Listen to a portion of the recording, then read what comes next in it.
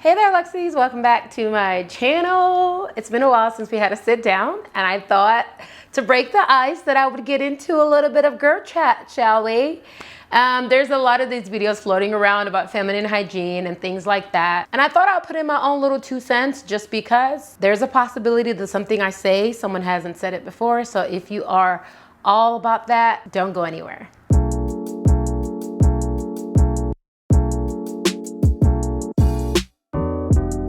So number one feminine hygiene tip that I have is cotton underwear. This one seems like something everyone has already said.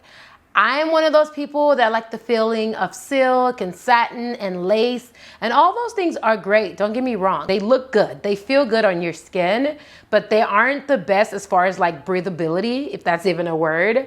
You want your nanny to breathe, especially if you're like me and you can't sleep without underwear. Like, you need to be wearing cotton at night at the very least. I know that it's not sexy. I know it doesn't look the best. So I guess if you're trying to, do a little something for your boo, then, you can switch it up a little bit. But I'm just talking about for your everyday wear. Try to find some nice cotton ones that are still nice looking. The 2 brands that I recommend that really do well with that are Fredericks of Hollywood and Soma. They both have really good cotton, like different varieties that still don't look as grandma panty-ish. Yeah. All right, number 2 is concerning baths and hot tubs. Personally, I'm a little bit of a snob when it comes to public water anyway. So like pools, hot tubs, like I really have to know you. I won't even use the one where I live.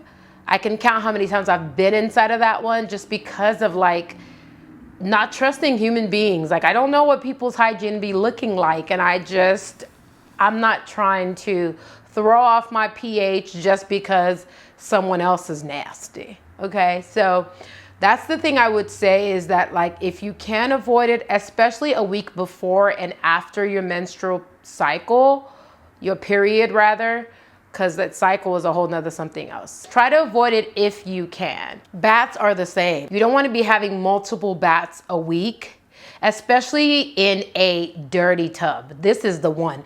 Women don't like to talk about this, but some of you don't clean your bathroom well. If you don't clean your tub often, why are you getting in it so casually? Like, it just seems like common sense. Which leads me into number 3. There is something called UTIs, right? Urinary tract infections. If you've never had them before, you better pray that you never get them. I've had it once in my life and it was the most painful experience. And I know what it feels like because when it's coming on, it's like a tingly feeling when you pee. I didn't know what it was. I'd never had any experience. So I think I just toughed it out until it got really bad and I ended up at the ER. And of course they had me pee in a cup, found out it was a UTI, etc., etc. This happens when bacteria makes its way into your urethra. And the most common way that it'll occur is if you're wiping from back to front. I feel like at this big age, we all should know this by now, but maybe you're a younger girl, maybe you're a teenager watching this video. You should be wiping from front to back, okay? Front to back. That helps keep the poop from coming to the front way. But again, if you're still getting in dirty tubs, dirty hot tubs, all of that, you're still putting yourself in harm's way for getting a tract infection. Now, they are not a sexually transmitted infection, so you're fine. You can heal it. Just needs a little bit of antibiotic and you have to get through it. But like, again, it was so painful and mainly because I didn't know to treat it right away. It's just not worth it. So yeah, that would be number 5. Make sure that you're wiping from front to back. That's going to lead us into number 6, which are prebiotics and probiotics. Ladies, if you notice that your pH balance goes off often, or if you're one of those that has recurring UTIs, you should definitely be on some type of prebiotics and probiotics. I'm going to link my favorite ones that I take down below. They're more of a preventative measure for me, but like one of them is like cranberry based. It's super inexpensive and like it's effective. So I'll link that one. And then I have the regular probiotics as well. That one's a little more on the expensive side, but it's still very effective nevertheless. You don't obviously want to be taking them together. The way that I do it is I'm taking my probiotics regularly. And then like during my actual period, I'm taking the one with the cranberry in it. All right, number 7, I'm not your mom or your big sister, but this has to be said. Make sure that you're having monogamous sex if you can help it. And even within the monogamous relationships, because you just don't know what people are doing, make sure that you're protecting your self. Ladies, all it takes is one bad decision. You don't have to be doing it raw all the time. You only have to do it raw once with the wrong person. And wrong person doesn't mean somebody who doesn't love you. It could be someone who doesn't even know he has something. Did you know that HPV is one of the most common sexually transmitted diseases that men can actually get tested for? So you don't even know who gave it to you? Girls, and if you're not doing any sex right now, kudos to you. It can wait. I'm telling you, it really can wait. Which leads me into number 8. If you are having sex, if you're sexually active, and if you're not, because it can happen without sex, make sure that you're getting tested, especially if you're doing the grown-up. Make sure that you're getting tested. It's a scary thing, but annual is more than enough. Unless you're switching partners, then maybe biannually. But annual is enough to, know your status. It seems corny, especially if you've been with the same person for years, but like, you just do not want to wait. There are some diseases that progress into other things if you wait too long. So it's always better to nip it in the butt right away, because some of it could cause infertility. If it's HIV, it can progress into AIDS. If it's HPV, it can progress into cervical cancer, uterine cancer, all of this stuff. So just don't wait, okay? Just do it and get it out of the way. Which also leads me into number 9, Pap smear. Pap smear is not an STI test. It is the well women's exam that you're supposed to get done. I believe it's once you turn 25. I may be tripping, I don't know. It was required once annually before, but it's now changed to every 3 years. I still do it annually because I'm paranoid like that. I'm like, I need to make sure that if there's anything wrong, you catch it. So if there's an abnormal test, then they'll ask you to come back annually. If it's not abnormal, they'll tell you to come back in 3 years. I still come back in a year. Insurance covers it annually, so there's no reason for me not to take advantage. Number 10, this one goes without saying, but know what you smell like. Yes.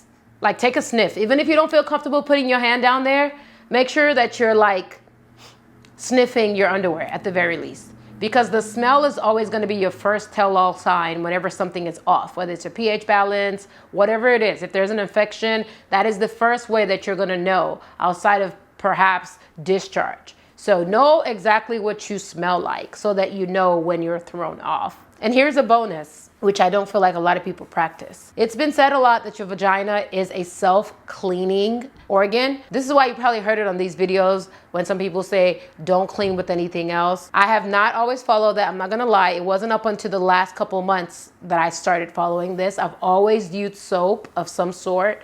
I have recently switched to water, and let me tell you, it is night and day. It feels unnatural because you're like, wait, if I don't put any soap in there, again, if you have to have it, then Dove Sensitive Skin, I'm gonna pop a link down below for you. That's probably the one that I would recommend the most, but even then, I just don't see that you need to do it anymore.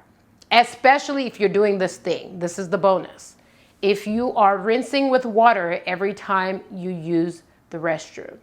I feel like a lot of people use tissue, and that's fine. Tissue is good to dry it out, but you should be rinsing with water. I swear to you, it will change your smell. Like, it's crazy. It keeps you fresh all day long. Obviously, your diet matters. Let's not lie, okay? Like, people try to act like it's not a thing. It's a thing. Every time you eat salmon, I dare you to smell down there and tell me what it smells like, right? It's a thing.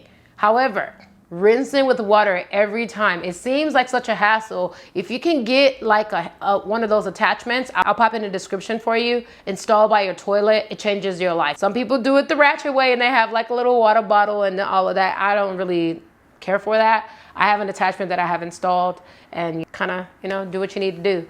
But that to me is the one I don't feel like I've heard anyone talk about. And I don't watch a lot of these videos, but I'm just saying that in like conversations and passing, I haven't heard a lot of women make mention of this thing, and it's a big deal. Again, it changes everything. And I've been doing that method since I was a kid. So maybe this is also why I've never really had issues with smell.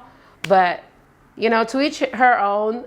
Definitely drop anything in the comments if you feel like I missed it. I hope this video helped you. Let me know the topics you'd like for me to cover on this channel. Thank you so much for watching, and until next time, just remember the luxury starts in the heart and not in the pocket. See ya.